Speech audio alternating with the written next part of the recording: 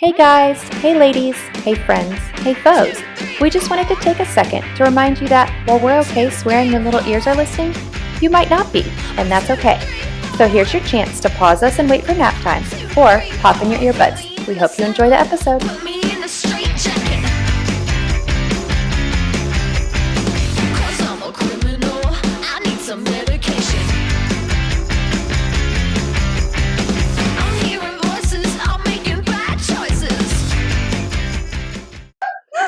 Hello, everyone. Welcome to Done Playing by the Rules. This is Jenelle. And I'm Jenna. Jenna and I set out to start a grief podcast, long story short, and we realized what we needed was actually just a podcast where we talk about the things that you're not supposed to talk about as a mom, as a person, and as a dad, and as a human, and whatever role you have in this adult life. And have had growing up as well, like we've discussed many times. Like stuff we weren't supposed to talk about as kids, like... I even thought about that when I was working on our website, and I posted a picture of me sticking my tongue out. And my grandma's biggest rule was you never take a picture with you sticking your tongue out. And I was like, if my grandma ever sees this, I'm going to be in trouble. And I was like, what in the world? Then you better not show her the ones where I'm flipping people off. So... All my pictures growing up are like me being wild. And I can vividly remember my grandma just being like, can you just take a nice picture? Come on. No, I can't. No, I can't. It makes me feel weird. Okay, so today's topic, and we will cover all the gory topics you can imagine on this podcast. And we're going to ease you, and then some. I was thinking about that too. I was like, I wonder what TMI level is going to be too much for people. I'll tell you to fast forward if it gets a little. We'll get there. I think we've already gotten there, but we'll play those coming up. So today's topic is pressures of modern parenting. And I always like to think of, I heard a story once. It was like a short story someone had written about what a day used to be like in the life of a kid in the 50s. Yes. And it was like, my mom got on the phone with her girlfriend, smoked cigarettes all day, locked me out of the house, and I wasn't supposed to come home till dinner time. Yeah. And if I did, she'd shoo me out. I mean, you and I are big fans of locking our kids out of the house, but for the reason of making them play in nature. Yeah. I mean, I would love to sit on the phone and smoke cigarettes all day if we're being honest, but I don't have time for that because I'm too busy overscheduling my life pre-COVID.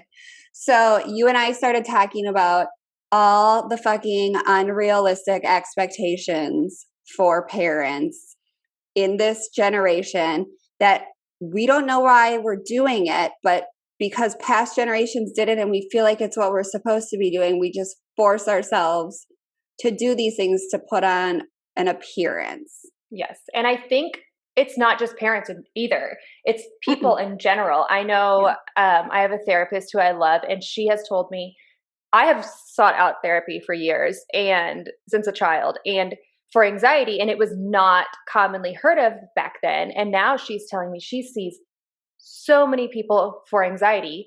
And it's just, I think it's a lot of social media, and it's young people. It's every age group just keeping up with the Joneses, doing one more than the average person. And I think that even if you're not a parent, I think you can relate to this topic because I didn't even think about the social media. I literally have nowhere on my list of social media and how much that influences this entire conversation. Because we've tried to get off of it.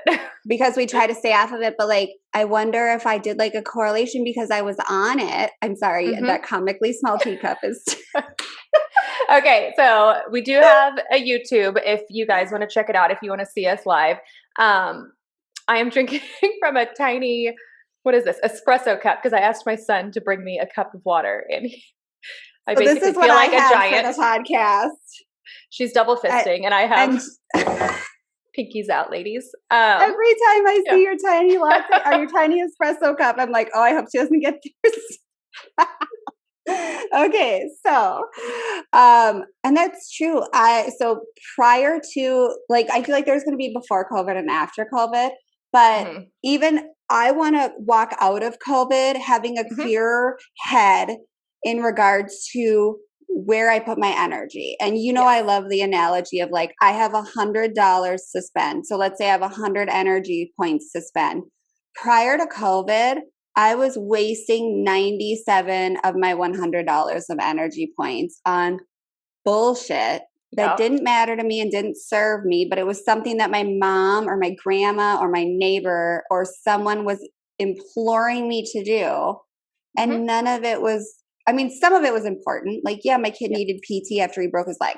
Did he need OT? Like, yeah, he probably needed all of those. Did he need them as aggressively as I was going? I don't know. Yeah. So it's like you and I just discussed what we've learned through our short time as parents. Because I mean, hopefully there's parents of teenagers and adult children that hear this and are like, oh, girl, wait till you learn how unimportant that is. Yeah. There's way more things I can take off the list. But you and I wrote down a bunch of things that we were doing that we didn't know why we were doing them and we hated, and talked about how we can help other moms or parents or guardians start focusing on what actually is important to you versus what you're just doing for no reason. Yes. And the motivation behind your actions, being intentional. Oh, this is going to be a good one. I would like to start with a little story. So when I first met not when I first met Jenelle, the first time she came over to my house, our sons, who are now 6, I think they were 5 at the time, basically schemed up this little plan at preschool.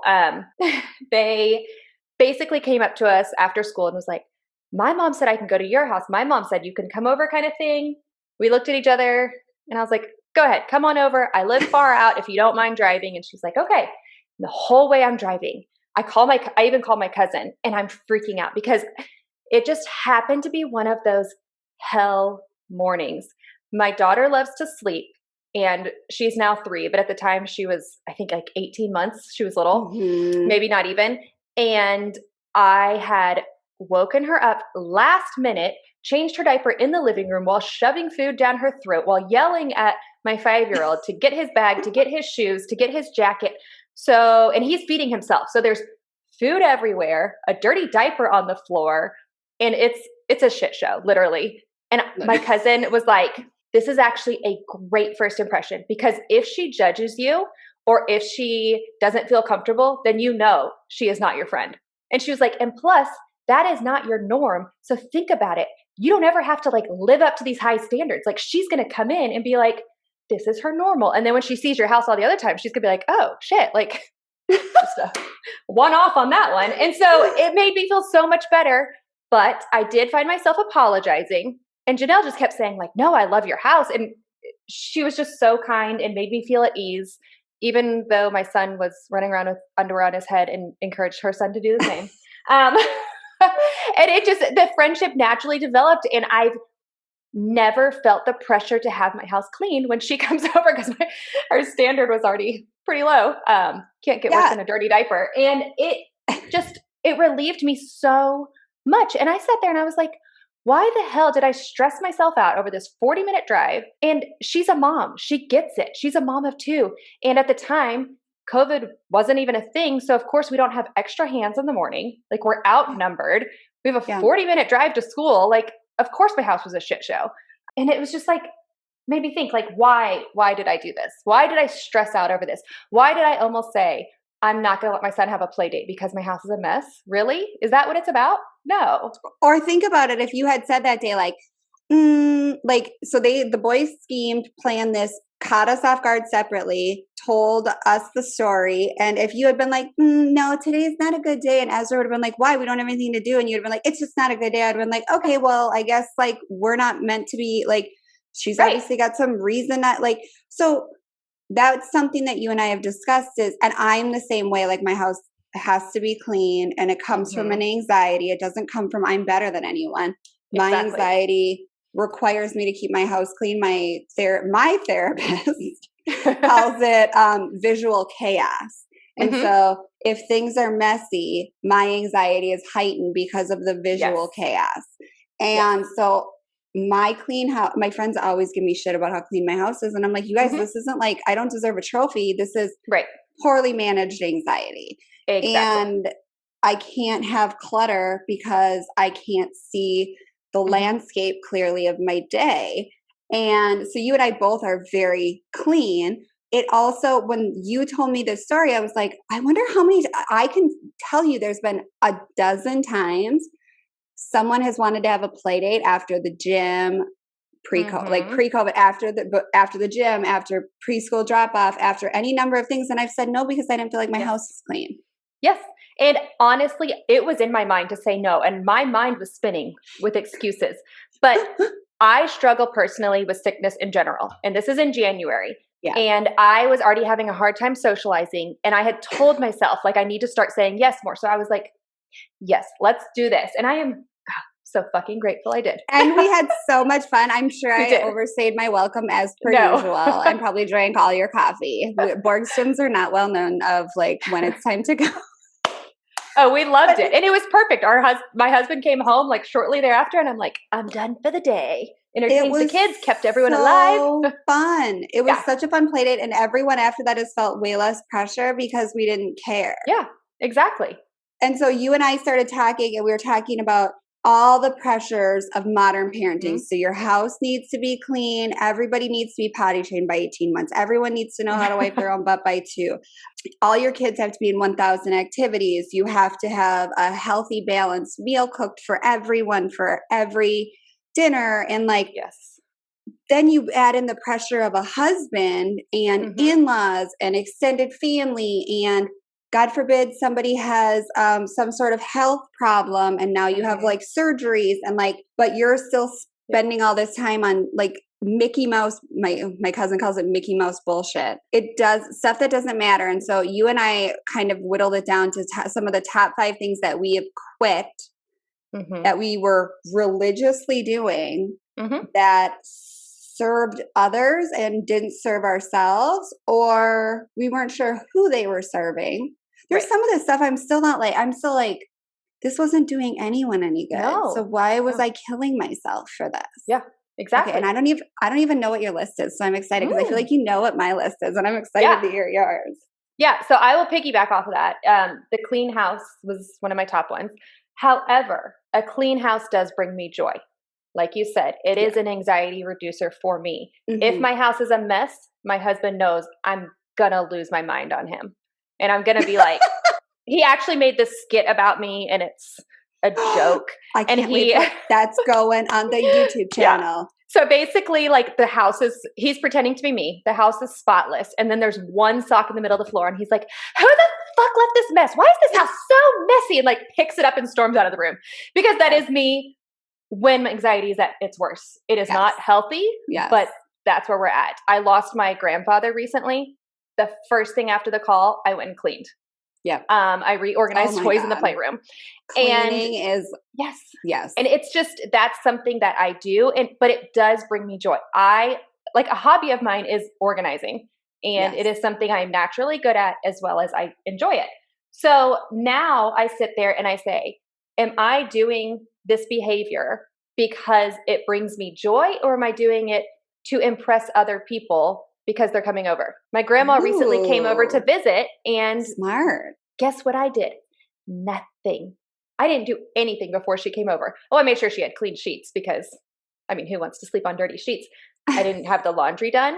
The floors weren't vacuumed. Like it was fine. Guess what? We had a great time. I'm so proud of you. I didn't know this. Yeah. And my grandmother and I are really close. She's like my mom. I talk to her every day. So she's seen every side of me as well. Yeah. But with that, I also want to add being put together yourself. So either physically dressed up, or even when you're a slob, you have to make sure your hair looks somewhat approachable. You know what I mean? Like the slob look is not like it was when we were growing up. Like now you purposely look like a slob, but you put in effort. And I can't tell you now how many times you've come over. I have no makeup on. My hair is a mess. And you know what? It's fine. I need to shower anyways because we're outside with the boys all the time. So I don't even half the time I come over to your house, I don't shower, and I haven't. I'm like, it's shower night tonight, but it's been 3 days. I am notoriously bad at showering. But I felt that pressure before. I totally agree with you. There is a pressure to, even when you are messy looking to still be put together, which is why I keep my hair so short. And you know this from preschool. I always had short hair because you can always just put on a baseball hat and you look put together in a way that you can't necessarily. And I have hair that doesn't look put together in a ponytail. And so even at preschool drop off, you're not showing up. Like my mom used to show up with her curlers and her like cigarette and her winter Velcro boots and her parka and her robe. Like you're not showing up like that anymore. There's even an expectation to when you look messy to be put together. And I get it. It brings some people joy. There are times when I enjoy, you know what? I washed my hair last night, so I fucking did my hair today. Yeah, will it always look like this? Oh, thanks. Will it always look like this? No. Give it 2 days. It'll be back up. But it's insane how that pressure is there to look the part and just to look like you have your shit together, even though your mind is going crazy. Guess what? Your house is organized and you look together. So appearances are you have your shit together when really and that's a huge part of it. Like the appearance of having your shit together is such a fucking catastrophic waste of time. We're not celebrities. What is the fascination with putting on this facade of having your shit together? The only thing that makes me more mad is the facade of having your shit together. Sorry, my mom called me the other day and she was like, I used a word wrong the other day. And I was like, what word? And she was like, facade. And I was like, so when I just said facade, it made me think of it. The facade of having your shit together. The only thing that pisses me off more is the flip side where moms try to make like jokes out of it. Like I am the most self-deprecating person I know, but I don't fake it. Like I know some moms who try to make themselves look sloppier. That's true. And I'm not saying sloppier, I'm saying more like in terms of you try to just be like, oh, I was so mean to my kids today, but I'm going to work harder tomorrow. Let's stop putting on that show. And let's stop putting on the fake perfect show. Let's stop putting on the fake I'm the worst so you feel better show. And let's stop both ends of the spectrum. And let's just like hunker into like who we actually are and be like, hey, Jenna, like you and I, the first day we met on the playground, like, hey, I'm having a fucking hard day because my dad died a month ago. And you were like, same. Oh shit, my parents are dead too. Let's hunker into that instead of I'm having a hard day. I don't know. Maybe I just didn't sleep well last night. Let's be more authentic because when you're more authentic and you have that dirty diaper on your floor, you get to experience a way better friendship and relationship. And you don't waste time with this. I can't with the small talk. Like, I don't want to be like, ooh, I like your new floral design in your bathroom. Like, I want to be like, dude, I send you a text message and I'm like, ex-kid, I won't say his name in case someday he's old and he like shit on my rug last night. I had to throw it in a trash bag and put it on my porch. Full disclosure, that's a true story. I had it shit covered. And now I have a new rug and he was like, this rug is nice. I hope I don't poop on it. And I was like, yeah, that's the kind of parenting friends I want. And I feel like if we can start normalizing the truth, we don't have to play this weird like jigsaw puzzle game anymore. I remember when I was in probably between 5th and 9th grade. I know it's kind of a span, but this is the span where I feel like my mom was starting to put on the pressure of appearances for me. Okay. And I was more, you're more in charge of like your looks at that point. Your mom's not dressing you. So I remember I would come home from school and the first thing she would be like, why didn't you use that brush I put in your backpack? You look a mess. And I was like, well, I don't know. I was just having fun. And then as 9th grade approached, like, why don't you start wearing makeup? I don't know, because when I do, it gets in the way when I have fun and then it runs and then I have to worry about it. You know what? Let's just stop fucking brushing our hair and wearing makeup and just concentrate on having fun. I want my daughter to have the messiest hair full of sticks and twigs because she's having fucking fun and she doesn't care what she looks like. I just want her to be free and happy and confident in her body. And I was completely confident, but then I'm starting to think like, maybe I should brush my hair. Maybe I should put on a little makeup. And it's ridiculous that but that's when it starts. And I think that's important to point out. Like you said, I know 5th to 9th grade is a really big span. It's not if you think about the trauma and emotional turmoil females go through from 5th to 9th grade. And I'm not saying men don't. I think there's a lot of men that do too. That's that prepubescent, your brain doesn't fucking work. You're getting hair in places. Boys are noticing you. Yeah, boys are noticing you. Dudes are getting boners. You're getting like little boobs and like all of it is awful. And then you also have somebody telling you like, hey, you could do this to improve this or this to improve this. Oh, and throw in there that you'll probably start your period in that time. And that's a whole other ball game on can they tell? Can they see? Can they remember you just always thought everyone knew you had your period. And you were fucking paranoid about leaking out and you wear a sweatshirt around your waist. And you had probably like one thimble full of blood per cycle. And you're convinced you're going to have like a carry situation. Like, if you are a girl that is in 5th to 9th grade, no one knows you have your period when you do. So just like, and I just want to hug you and tell you you survive.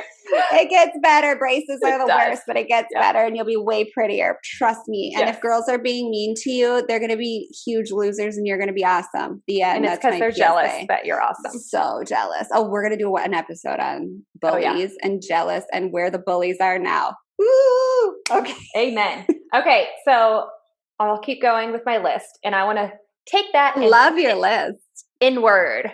So here's our outside, right? Our clean house. Put together. Now, the other one is pretending like you're happy and everything's okay. Because guess what? It's not. I got goosies. Some days it is. Some days, you know what? If you're having a great day and your hair looks great and your kids just said please and thank you and held doors for each other and gave each other a hug, be happy. Yes. But those days where you're not, do not pretend. Because I found myself, I went through a depression when I was like 30 some weeks pregnant. It was dark. It was bad. So I just stopped seeing everyone because I could not put on that fake smile. I just physically could not. One of my friends, my good friend, she was like, just come over today. Come over. And I was trying to get a hold of the midwife to get on medication and figure out pregnancy and everything. And I was in such a dark place. I was like, I can't come over because I can't interact. And she was like, come sit on my couch. And guess what? I sat on her couch.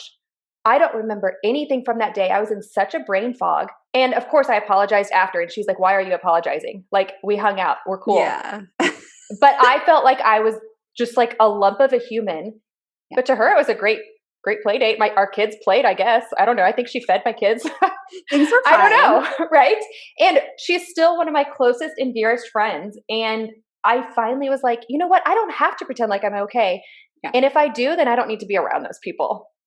Like, and I also think in the same regard, don't pretend that your marriage is always fucking fine. Oh my gosh. Yeah. Because that shit is so over. Like, we're not coming out of COVID, all of us pretending that being married is hunky-dory, easy peasy. Yes. Because I can't with it anymore. Like, my marriage is as good as it can be, but you know my marriage and I know your marriage and we know that each other's marriage just like sometimes it just fucking kamikazes down into the ground. And that was one of the best things you ever said to me, and why, like, the first real thing I remember of our friendship and why I knew we were going to be friends, when I told you that day, like, I'm just in a really bad place with my grief. And I was like, my husband and I are fighting like fucking crazy. And you were like, oh, that's normal when you're going through grief. And I was like, wait, your husband and you fight too? And you were the first fucking person that ever said that you and your husband, I mean, granted ours was because of grief,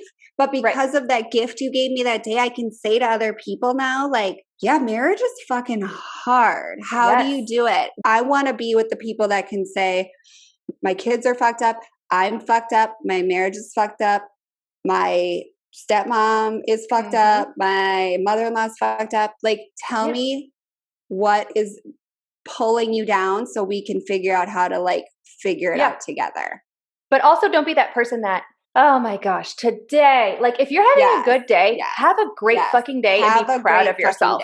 Amen. But also I want to say that growing up, my parents did not argue, that I heard.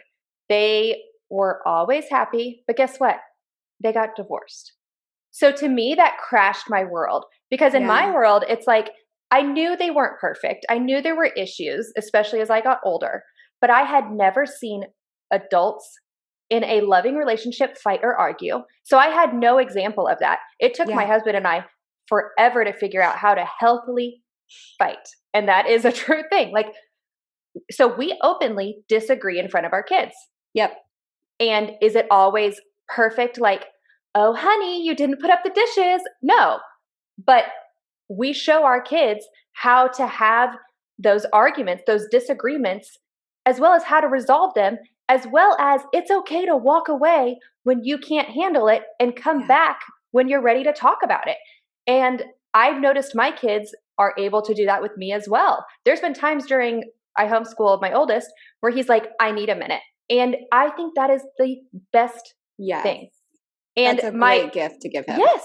And I'm just like, I never had that. I remember the first time I was on a mission trip for church, and there were two moms that got into it and start screaming at each other, and they're nasty fighting. I start How old bawling. were you? Like 7th grade, 6th grade. I start bawling, and the other mom turns to me and she's like, what's wrong with you? So then, of course, I start crying more. I'm a very sensitive person.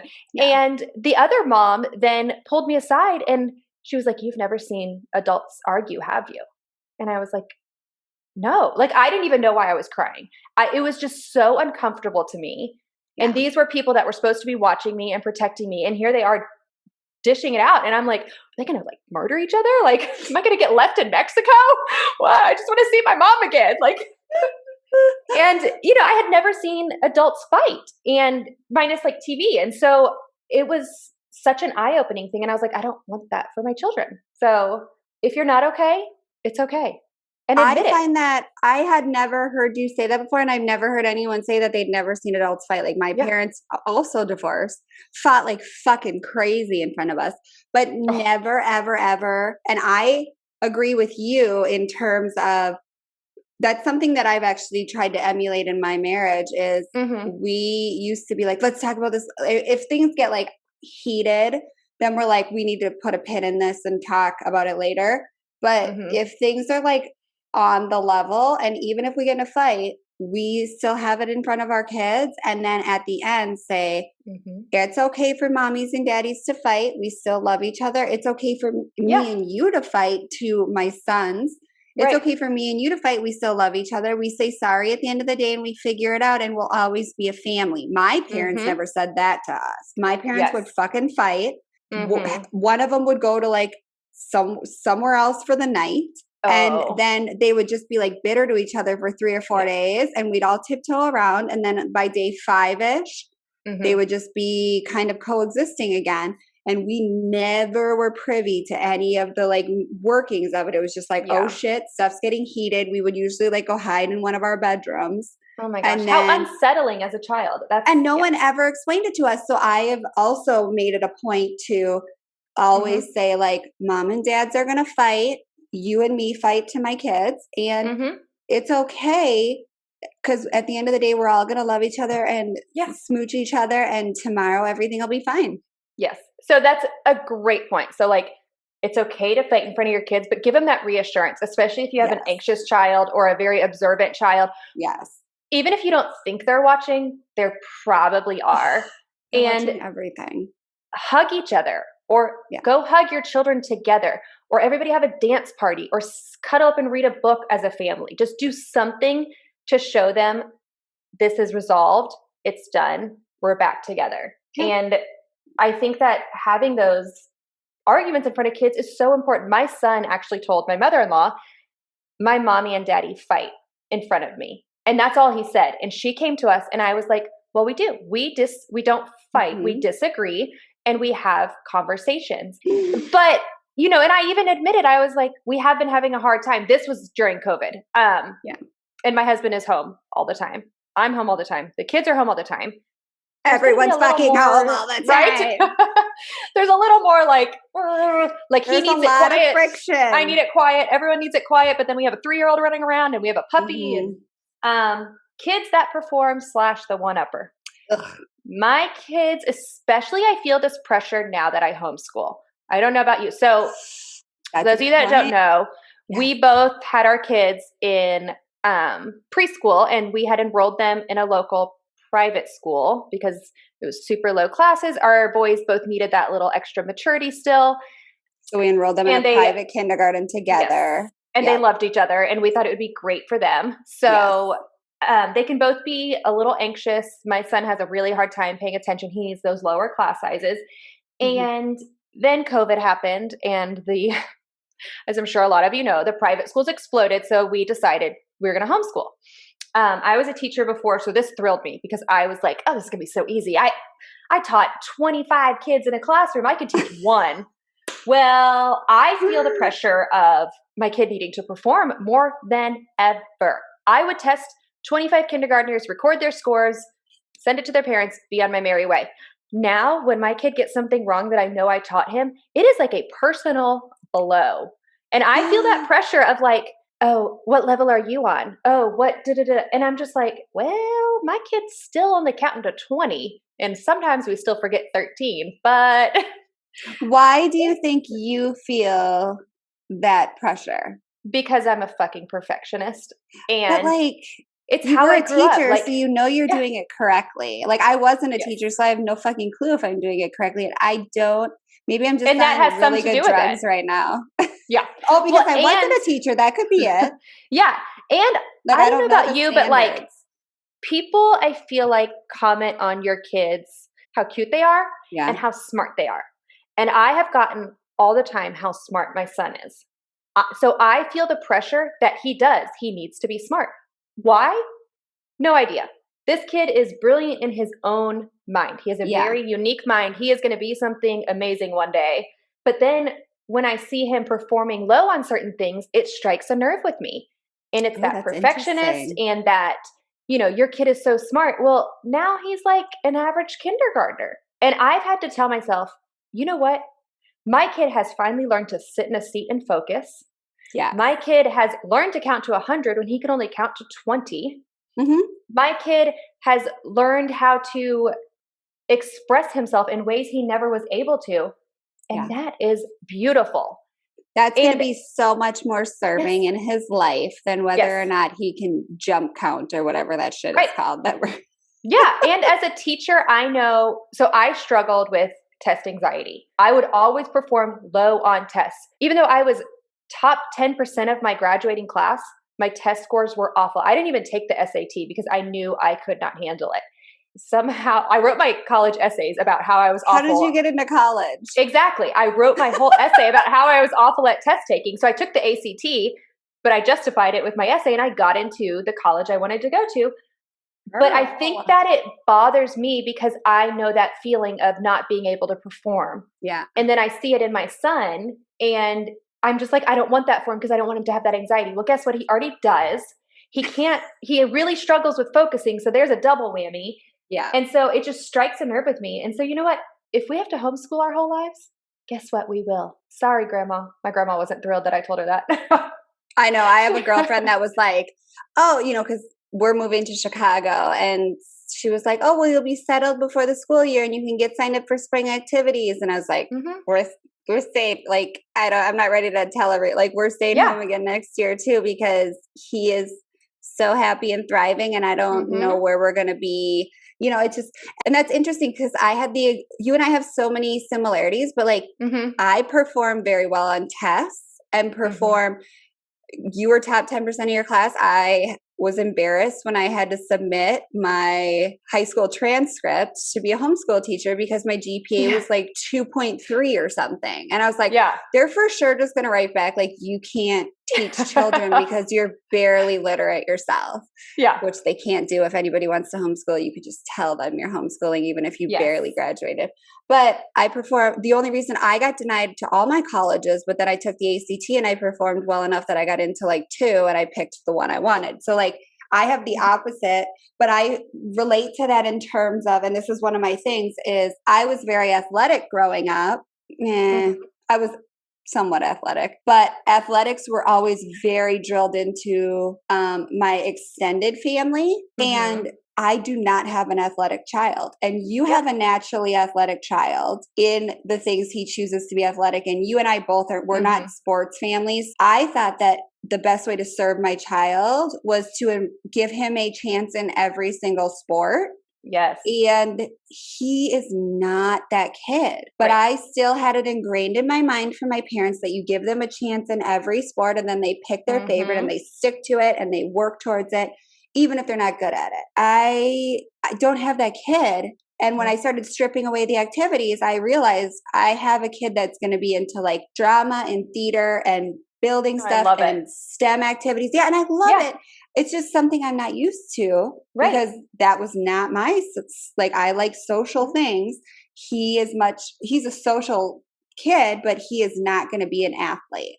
And that was a hard thing, I think, for me and for my husband to swallow, even though we're not sports people at all. We just assumed that was a part of every boy kid. Exactly. He's a boy, so he should be in X, so what's his sport? Yeah. Yep. And that goes with the one-upper. I mean, go to a park, go to a game, and it's, oh, my son does this, my son does this. Yep. Well, you know what? As parents, we need to start saying, my kid is struggling with XYZ. Yeah. I notice your son is excelling at that. How do you do it? I asked Jenelle, my son, I realized can't even count to 15 and he's 5 and her son could count over to 100 because I made her figure out how high he could count one night. And he did it from his bedroom yelling downstairs. And then I asked her, how do I do this? And now we're into the hundreds. Like, admit that your kid is struggling in certain areas and ask for help. Lean on other people. Her son is not the most outgoing when it comes to physical activities, and my kid is. And guess what? When we expose the two and put those two personalities together, her son is climbing trees with mine. Yeah. Which he never would have done. And it's like, just do not feel the need to one up each other. If your kid is struggling, if your kid is still not pooping on the potty and they're 4, it's okay. That's why they make pull-ups size 7. Like, it's fine. But I'm going to go put a pull-up on after this. Do you think I can fit in a 7 if I just I definitely do. I definitely do. I'm sick of getting up to pee in the night. I've had the same thing with you where I've said, like, how do you approach this? And you're like, try this, this, and this. But I think if we as adults also can start asking other adults, like, hey, how do you deal with this? Like, hey, friend that has experienced early loss in their parents, how do you fucking deal with this? Like, I can just say that to you. Like, what if we could all just go out to each other and say, God damn it, I can't get my fucking this, and this under control. Like, how do you do it? Yeah. God forbid we just ask other people that are excelling in things how they fucking do it. And stop trying to one-up each other. The worst is when they one-up each other and you know it's not true. Like, oh, my kid can read from the dictionary. Really? Because your kid can't even say his G's. So how's he getting that whole part of the alphabet? Tell me more. Come on, Tell me more. I'm just going to switch roles on you. Woo. And go to one that I know you can relate to so we can tie into yours. Holidays and extended families. I will briefly touch on this one. My mom was a go-getter for holidays. Everything was to the top and over. Yes. She actually told me one year she got, I don't know what it's like, where your jaw locks up, and because she was so stressed. And she realized that was not healthy and not okay. And she took a step back, but she still went above and beyond. One year, it was just my husband, my son, and I over at my mom's house. And we walk in and she has an apron on, all this stuff cooking, the presents all out, the music blaring, because it brought her joy. When my mom was still around, when she was still living, she would basically do all that for me. So I didn't ever need to do it. I would host Thanksgiving, and it was always a joke that I walked around and pretended to be busy. And there was one year where I looked at my husband and I was like, guess what? I haven't cooked a fucking thing. And I hadn't touched a single dish, but it looked like I was really busy. Oh my God. It was all on my mom and my husband, and even my son's first birthday. Then my mom passed, and it was time for me to plan. I would put it off and then stress out because I couldn't get certain things done, or certain people couldn't come because I had put it off so long. And I'm like, am I putting this off because of my grief? No, I was putting it off because it didn't bring me joy. So guess what? I've stopped. My daughter turned 3 this year. She wanted the house decorated in rainbows. So I decorated the house in rainbows. We ate her favorite food. That is it. It was a beautiful day. She even told us multiple times, this is the best day. My son had a COVID birthday. He loves the beach. We took my in-laws and my grandma, who's in her mid-80s, to the beach. It was a little more expensive than I'd usually spend, but it was also our family vacation, and it was beautiful. We made a homemade cake. Did we have a party? No. The year before, all he wanted was a bounce house. So guess what? I did bounce house and popcorn and juice boxes and a few other like little snacky foods. Did I spend a ton? No. Did I spend a ton of energy? No. Everything was prepackaged. It was just set out. If it doesn't bring you joy, don't do it. If holidays are hard because it's stressful, you have a grief, you have a parent you are struggling with, anything, you don't have a home to go to, then just do what brings you joy. If that is sitting on the couch and watching movies all day, do it. And I know you can very much relate to that one. I was completely relating to you and thinking of, so the first year we lost my dad, that Christmas was like the darkest object time. Was it even a Christmas? Who knows? Who was there? But you know what I did? I decided that I needed to buy literally everyone presents. We were living in Virginia. My entire extended family was in Minnesota. And not only did I need to buy everyone presents, but I needed to like have them shipped to me, then wrap them, then send them out. Oh my gosh. I bought stuff for every one of my kids' teachers, like coordinating things. Like I had special made, like it went so over the top. And it was miserable because like by the time Christmas happened, I was in such a depression of like the dad loss plus like all the energy I expended for no fucking reason. Plus like all the money, like let's cut the shit on the gifts. Like this year for Christmas, me and my closest couple cousins, and we all like call our kids cousins. We all agreed we weren't doing presents for all the kids and we were just going to do a Zoom call. Oh, I love that. Yeah. This is COVID. People have a lot of job instability. Let's take the pressure off of people. Don't buy my kids birthday presents. Like, don't please do what is comfortable for you and feel comfortable saying like, hey, we're kind of like not in the mood to do, like I said, we're living in an apartment this year while we build our dream house, which we, as many will know, we aren't building our dream house and we're moving to Chicago now. But I was like, we live in an apartment. We can't have any toys. I'm sorry. Say what you need and say, you know, what's not going to bring me joy? A bunch of plastic shit all over my house. I assure you. And I usually donate half the stuff my kids get anyways, because they get so much stuff from extended family. Like, so that's just someone that I love spending their hard-earned money on something I'm donating. So let's be authentic and say what we need and what will bring us joy. And you and I had talked about birthday parties, and party planning brings me zero joy. So I just don't fucking do it anymore. No. Like the night before our kids both had a birthday in the last like 2 weeks.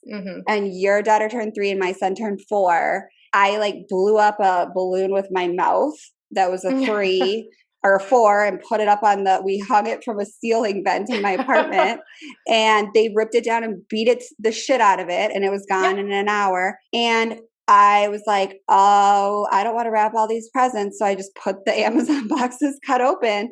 And I'm sure he loved it. Yeah. He loved it and he doesn't care. And so if it brings you joy to have perfectly wrapped presents, like I love a good, like clean, crisp taped line on a present. Like I do enjoy that. But if it doesn't bring you joy, don't keep doing it. And like you and I talk about the seasons. One season, you might be in the mood to just fucking Clark Griswold that Christmas.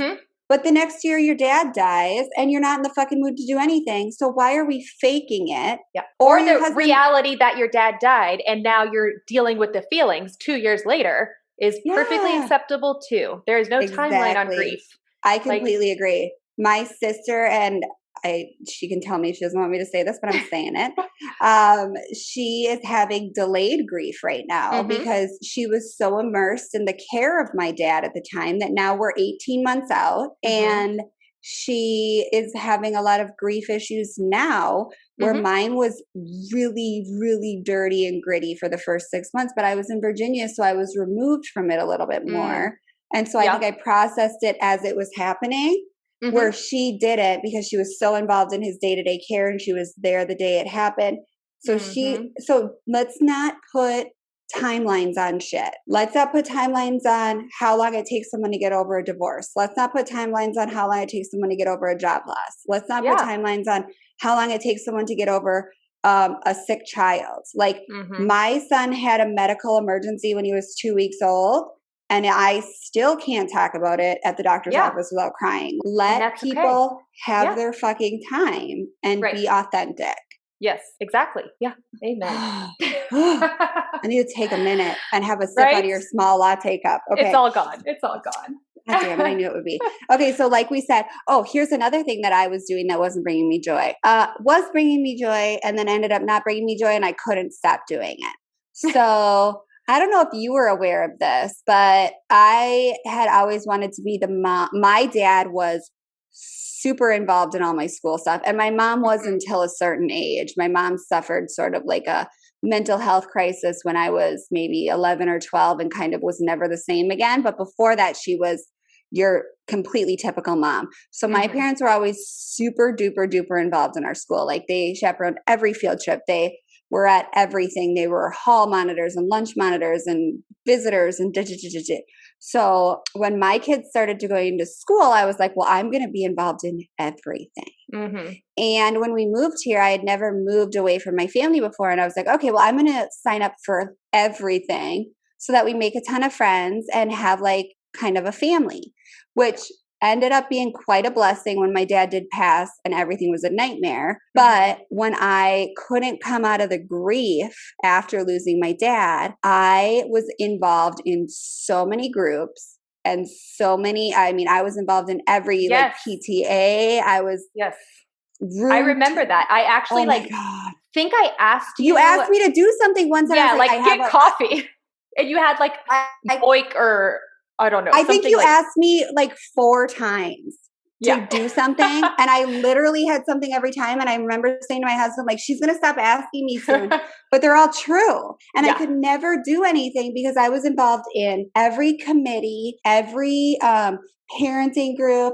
I was super involved in like my gym. I was super involved in You played tennis? I don't know. I remember that. Oh my God, I had tennis lessons. Oh, okay. I'm so bad at tennis. I don't know why I kept going. It was like I couldn't get it. And so I wanted it more and more and couldn't quit going. It's because you looked cute in the outfit.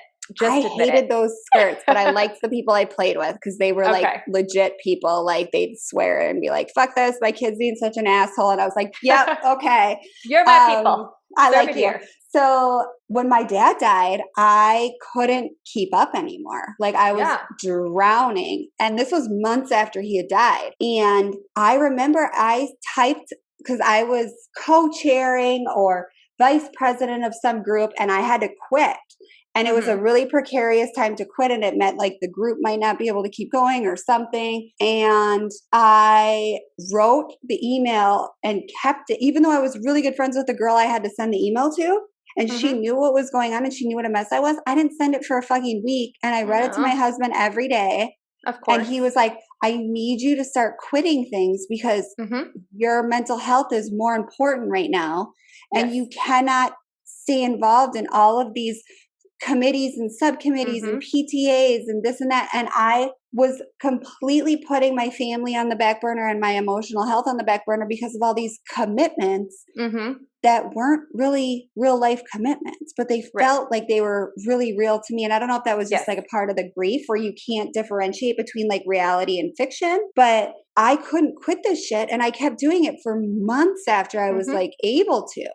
Yes. And I would just cry like, oh, I have a meeting that we had a couple meetings a month that would be like all day or like I couldn't do it. And so I finally sent her the thing and I remember shaking, sending her the like resignation email. And she was like, I completely get it. Like, oh my fucking God, why didn't you It probably didn't even matter to her. Like, no offense to you. Like she was just like, okay. Like, but I mean, she was like, no, it's a big role that I'll have trouble filling. But like, again, she was like, in the grand scheme of things, please take care of yourself. This is not the end of the world. The end of the world is if you can take care of your kids. Yeah. But I couldn't see the forest through the trees at that time. And everything was so weird and blurry. So that's another thing that I think that we should call to action. If you see your friend, I think if you and I had been better friends at that time, you would have been like, what the fuck are you doing? Like, you're a mess. Like, come cry with me at Starbucks. Yeah. Come or talk about everything else besides you're not our going parents. To this lame meeting today. Like, you need to have friends. And I think we should all try to be the friend that can say to the other friend, like, you're not putting your health and well-being first. You're not putting your mental clarity first. Can you take a second and see what you can get rid of? And that my husband had to say to me, what can you take off your plate? Because you're not mentally healthy right now. And we need you to really focus on yourself so you can come out of this okay. And when we talk about grief, I want everyone out there to know, like, we are an exception because we lost parents young. I lost both my parents. Jenelle lost her father, and we were way too young. I was in my 20s and 30s. You were in your 30s. Right? Yeah. Early 30s. Early 30s. And grief is not just about losing a person or a parent. It can be not somebody passing away, but the loss of that relationship with a person, whether it's they moved or you had a falling out, as well as COVID itself has a whole layer of grief because we all lost so much. So when we talk about grief, I want everyone to know like any of this is applicable to anything in your life where you feel that loss and that sadness. Because like as Jenelle is talking about all this stuff, I'm like, I feel that just because of COVID. Yeah. And I need to say no. And I've had to say no to friends to where it broke my heart because I wasn't comfortable doing things. And I have taken almost everything off my plate. And I will tell you, the friendships that have stuck through that are beautiful. Yes. One of my really good friends, we basically have a social media friendship and we used to see each other all the time, but that's what works for us right now. Mm-hmm. And I can tell you everything about this girl because she is just so open with me. And it's like, that's what we need right now because guess what? I am grieving the loss of that security of my health. And it's okay. Like it does not have to physically be you lost a person. Mm-hmm. And I think it can also be grieving this year. Your husband probably would love to get out of the house once in a while. And my husband wants to be able to go to dinner and bars and live his life. And my husband wants to be able to go for a haircut and has to like follow my rules of hair. Like there's a lot that is, I haven't met my nephew who is about to turn 9 months old. One of my best friends is pregnant and I don't know when I'll meet that baby. And we have all three of us, me and my two best friends from Minnesota, have always gone to the hospital the day of the birth for each. And there are 7 babies and this will be the 8th. And will I see that baby for 6 months after it's born? Probably not. Like we don't know. Like, and that's a loss. Yeah. I've never sniffed the head of my nephew and he is 9 months old. The new baby's probably not even there anymore. Oh, it's so long gone. That milk baby breath. All gone. And I will never get that. And there's people that have lost their jobs. There's people that have lost their homes. I mean, there's a lot to grieve right now. And you don't know what someone is grieving. I have friends that I thought had the perfect life. And my husband then goes out to, pre-COVID, would go out to like guys' night or drinks with them. And I'm like, they've been through some shit. And I didn't know. I thought they just had they have a perfect marriage. They have a perfect house. They're happy. Everything they post is happy. Everybody's in love. They're all color coordinated. And then I'm like, we have all had a miscarriage. We have all, like, people are grieving things you don't know. So let's just tread a little bit more gently, regardless of if their grief is a parent, a child, a job, a friendship, or something you don't even know about. Like, that's none of your goddamn business. Right. Like, back up, Bobby. Yeah. So my 1,000 clubs, and I think I already said the things that I've taken off my plate, my 2,000 activities. I had my kids in every sport. I had them every sport, and he wasn't even good at sports. I had Mikey in 3 different things, and he was 2 when COVID started, probably 1.5. I don't know. Zach was in everything. And this isn't to say no kids should be in anything. I have a friend whose son is super good at all sports, and he should be able to pick his sports and play them. Zach really enjoyed Taekwondo, and that should have been the only thing we focused on. And instead, I was like, does he love it? Yes. Loved it. And it was good for his mental discipline. It was really good in that area, and it was good for his muscle building from previous injuries, and it was good like camaraderie. And we would leave Taekwondo to get to baseball, to get to basketball, to get to all these things that he wasn't into and wasn't good at and just wanted to hang out with friends at. And so I pushed him into 1,000 activities for development, I said. Yes. But I think it was actually me like scratching an itch in my parental brain that was saying like, your kid needs to try out. And I don't know. I don't think it's like this. I'm from Minnesota and I don't remember it being so aggressive there. But in the South, which Richmond is considered the South, for those of you that don't know, because I didn't know till I came here, multi-sport children is a big thing. Yes. And I'm from Texas, and it was that way. In Texas, it was very and you've told me Texas is like kind of like Richmond, even more so. Yeah. Where Minnesota is like you have summer sports and you have winter sports because you have 2 very distinct seasons, and they don't really overlap, and you don't have all this like bullshit where you're doing 6 sports at a time. And I had my kids in so much stuff, and then I had speech and PT and OT. And yes, we needed some of these things, but I had Zach going to private and public school speech because I just wanted him to have every advantage, not realizing that I was some days we would leave the house at 8 a.m. and get home at 8 p.m. And that is so taxing on little bodies and brains. And yours. Like, you had to be exhausted. Well, think about how much I pee too, Jenna. Like, right? I had to like pee everywhere all day. Like, it just was it was a nightmare. And I have to pack food for like the whole day. And like, we were killing ourselves. And I said it was in the name of making, like, I used to be like, we're in private speech and public speech and OT and PT and did it and did it. And what the fuck was it all for? Like, pulling Zach out of all that stuff. And I have no medical credentials, but like one-upping things for the sake of like being the busiest person is we're leaving that in 2020. Well, and I think we also need to leave behind the way we talk to other parents and other people, because I can't tell you how many times. So I helped take care of my mom when she was really sick. So my son was in no activities. He was about to start speech. I don't know. It was all a blur. And the first question, so many parents, so what activities is your son involved in? Well, he comes with me to take care of my mother, and he comes with me to pick her up from chemo appointments. And then we go inside and we make her food and we take care of her dogs, and then we come home. Those are his activities. Like, do you know how awkward that is? And it does not matter. Your kid is not the activity. Let's talk about the qualities of our kids instead of what they do, because that does not matter. I love that at all. Your kid is not the activity. Let's talk about the qualities of our kids. Because that is what makes up our kids. I agree. My kid he wanted to try soccer. So he did soccer. And my husband, God bless him, he coached soccer. And he is not a fan of other people's kids unless he really, really likes them. So in other words, he likes two families' kids besides our own. I mean, what husbands are like really jazzed to hang out with other people's kids? Like, do you even like other people's kids that much? Like, And he volunteered as an assistant coach, but no one signed up. So he was head coach, assistant coach, all of it. And there were so many kids that were so good at soccer and aggressive, and you could tell they had a background. And there's my son, Mom, look at this yellow leaf. And now I found a red one. Do you see that girl's glasses? I like her glasses. Like, while he's playing goalie. And he's like him and Zach watching the goal. Right? He's watching the ball go into the goal, looking at the kid on the other team going, great job. And my husband is getting so frustrated because he feels the need to perform and our kid is not performing. And it's the one activity our kid is in.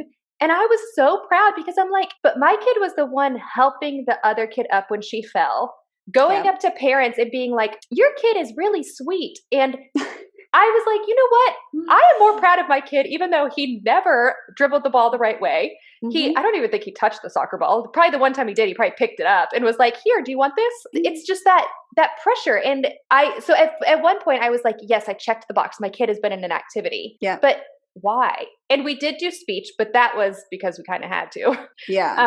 Do what your kids want to do and what brings them joy and what brings you joy. The end. And do what you want to do. And that's the same thing. The point that you and I are finding as we do more of these podcasts is that if we can model to our kids doing what brings us joy, it trickles down onto them. So I want my kid to not just do what is expected of them, but to do what brings them joy.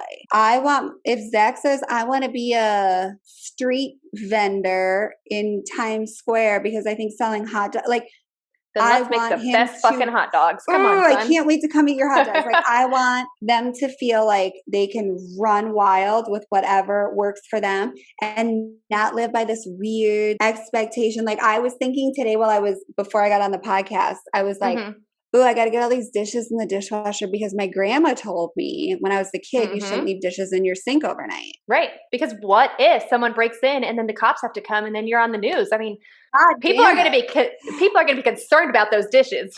They don't care that there's a new killer on the loose. Woman is a slob. But I remember after my dad died, I started like making an effort to just leave the dishes in the sink. And Josh was like, "Are you leaving the dishes in the sink?" I would be like, I know, because I'd come down in the morning and be like, "You left all your dishes in the sink," and you'd be like, "Okay, well, that's what a sink is for." Right. And I could never understand it. And then like tonight, I was like, "I got to hurry up and put these dishes in the sink." And then I was like, I don't care. I'll do it while they're eating breakfast tomorrow. Yep.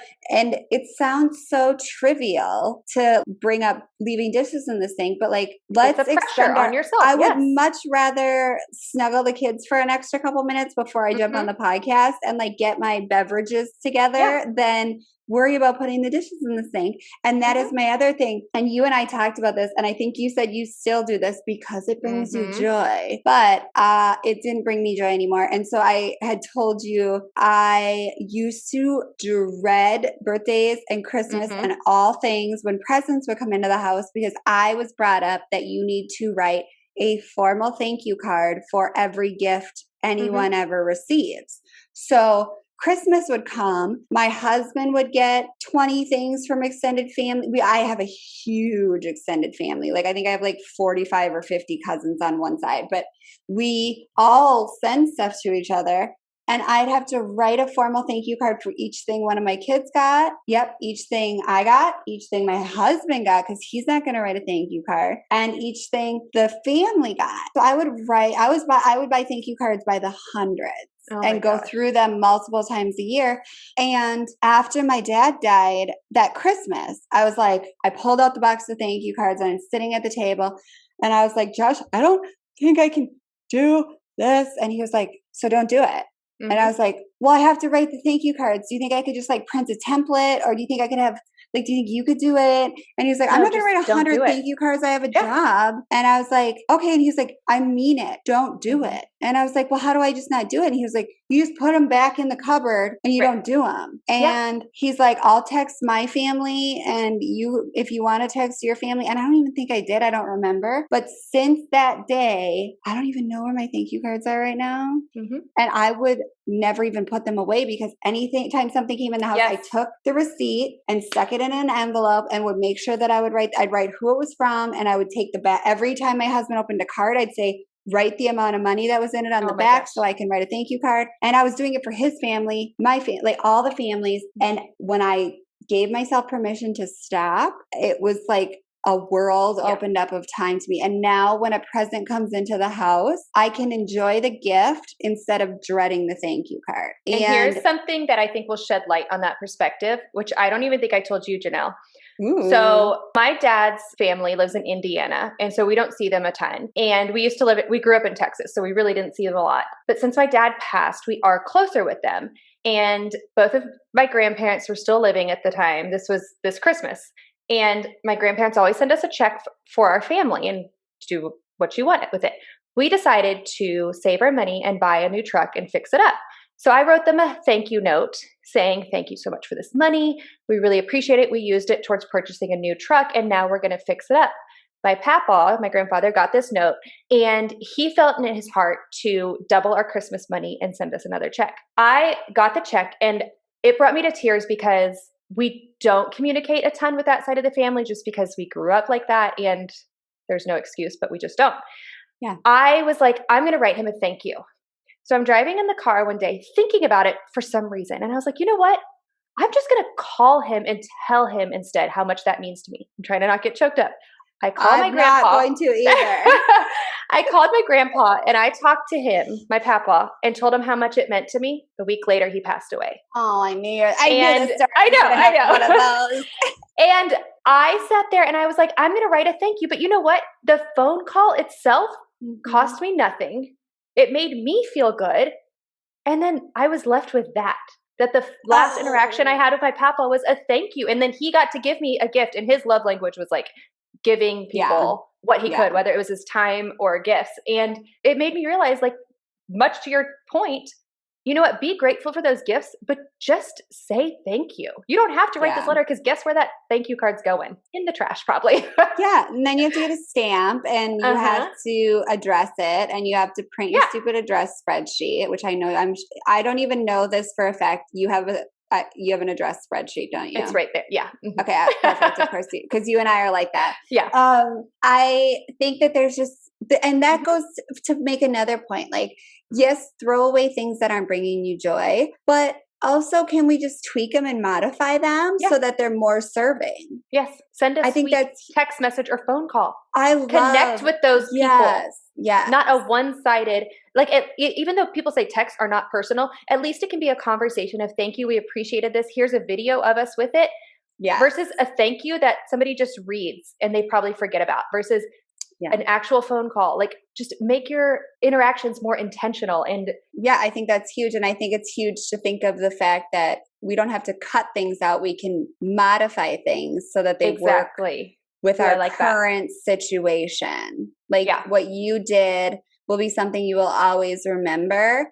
And if you feel, and I always think you should listen to your gut. And if you feel called to make a phone call to someone, call that person. And if you feel always you're better off to call someone and tell them how much something meant to you than kill yourself with thank you cards or kill yourself with 5,000 activities. Your kids are not going to remember. My son, the other night, I asked him a question. I said, do you remember, his favorite Taekwondo instructor?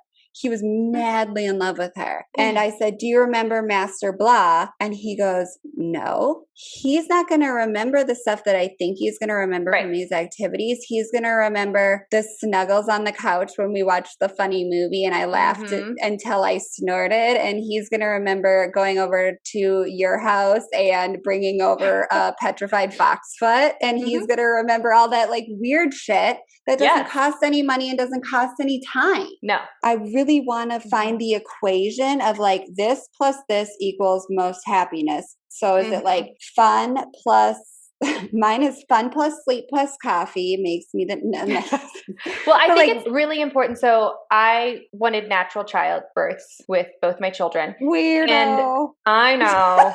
I want to feel the pain. I was like, give me all the drugs. Do you have some more drugs?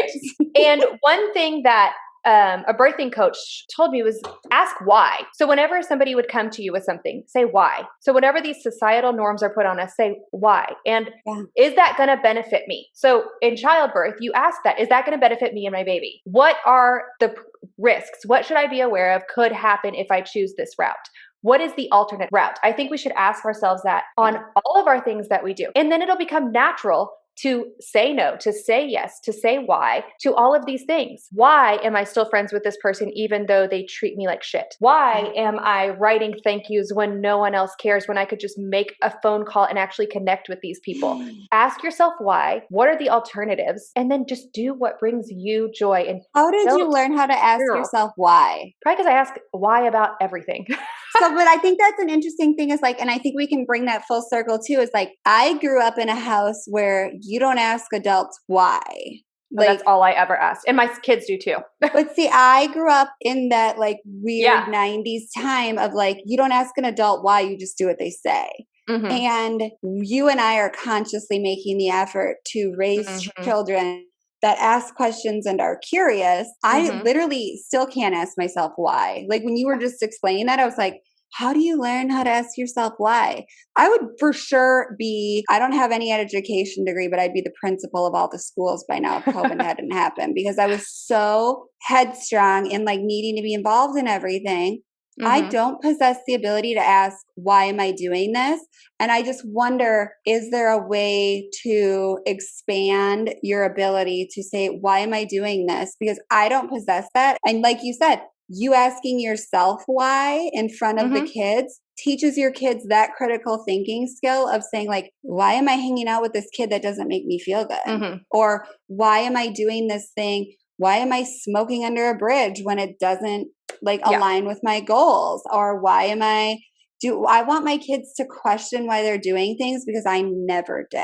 I just did things and did them. And here's something we can all try, because I am not perfect at it. I know that I let society get to me, and I have all these preconceived notions on I have to do X, Y, Z, but I have started to question why, and I'll get to that. But here's something we can all try. When you are doing something that is not bringing you joy and that is stressing you out, such as, or saying, I have to do X, Y, Z, such as I have to put the dishes up before I start my podcast, why?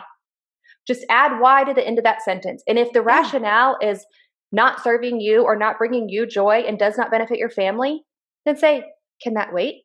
And if it can, then wait. And I will say my brother and I have both said how we have changed so much of our views since our mom especially passed, because we have realized the value of relationships and family and spending time together. And I think that as awful as my mom's death was, it did bring about that joy. And I sit back and I look at my kids and I'm like, you know what? I'm supposed to be making my grocery list, but I'm going to sit here and I'm going to watch how cute my daughter says avocado and ask her to say it 50 times. And this grocery list can wait because let's face it, I probably won't even finish it. I'll probably get distracted and do laundry. So I will wait and I will talk to my daughter. And my brother has said the same thing. Like he was working and he decided, you know what? I'm kind of tired of working right now. And he pulled some money out of his accounts and took 2 weeks off and just traveled in California by himself in a van. Yeah. And I talked to him along the way and he was so content and happy because it's something he just wanted to do. And so if you want to do it within reason and just start to ask yourself, why am I doing this other stuff? Why was my brother not taking this vacation? Well, because they say it's not normal for a 30-year-old to take 2 weeks off who doesn't have a family.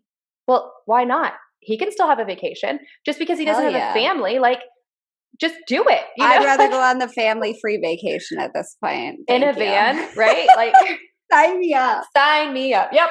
But I think that's very true. And that's something, like, I always say that the thing I admire most about my husband is he possesses this ability to ask for things that no one else would ask for. Mm-hmm. And he is good at that.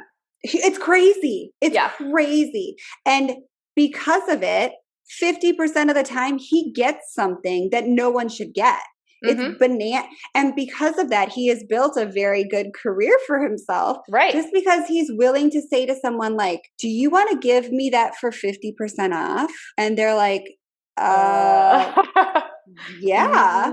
Or like, no, but I'll give you 25% off. Exactly. But I didn't get. Never ask. No. And I don't ask why. And I don't ask for things that I think I shouldn't ask for. Mm-hmm. And if I say to my husband all the time, I pray our kids get my sensitivity and empathy, but I also pray that they get your balls in being able to literally and figuratively, you'll hear about that in a further episode.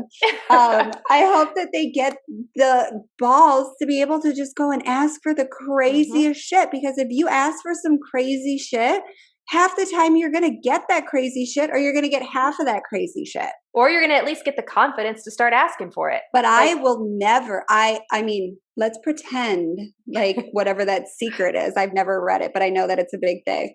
I will never have the confidence. And I know this, I can be fully honest. If you gave me a lie detector, I will never have the confidence to ask for things that are outside of the realm of what I think is an appropriate ask. Like, because you were told that probably. Because I somewhere in and even yesterday I had to ask you a big favor and I was petrified to ask you. And I was just going to cancel the appointment.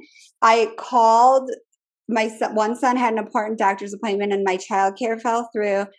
My husband couldn't come home because our house it's a long story. But I called the hospital and was like, can I please bring my 6-year-old? And they were like, no, you can't, but he can go to the childcare center here. I was going to bring him, Jenna, because I was so worried to put you out.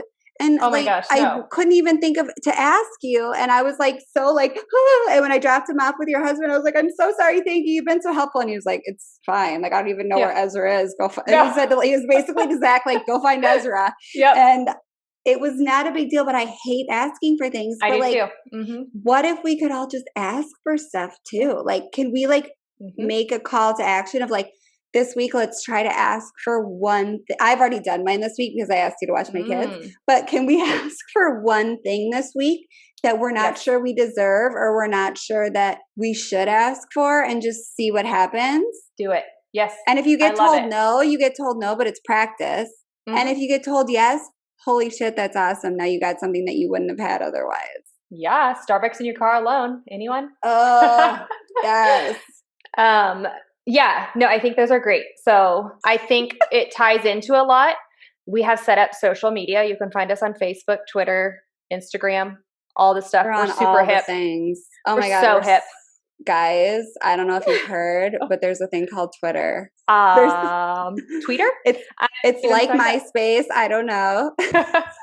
But for real, find us, reach out to us.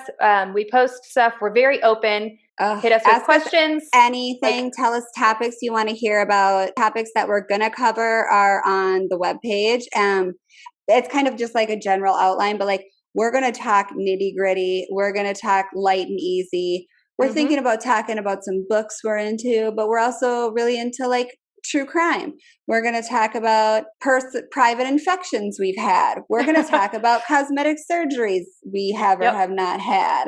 We're going to talk about fights we've had with our husband, infidelity, and STIs, formerly known as STDs.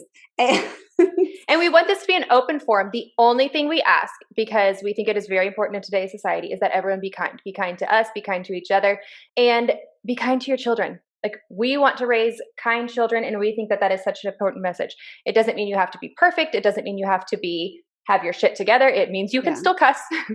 You can believe whatever you want. You can pretty much say whatever you want as long as it is kind. But for real, ask us anything.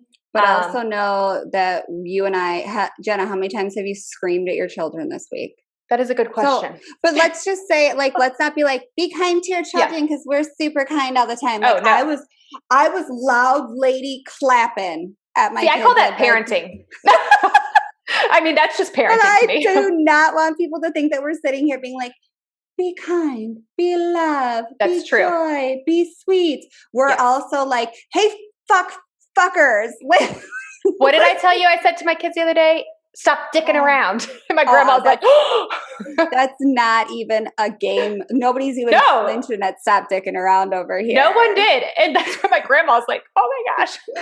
The tolerance for like words is so high. Did I tell you this the other day? I was coming and I was like, that's the 8th time I've said it nice. The 9th time I'm screaming. Like, I was keeping count of how many times I said it nice.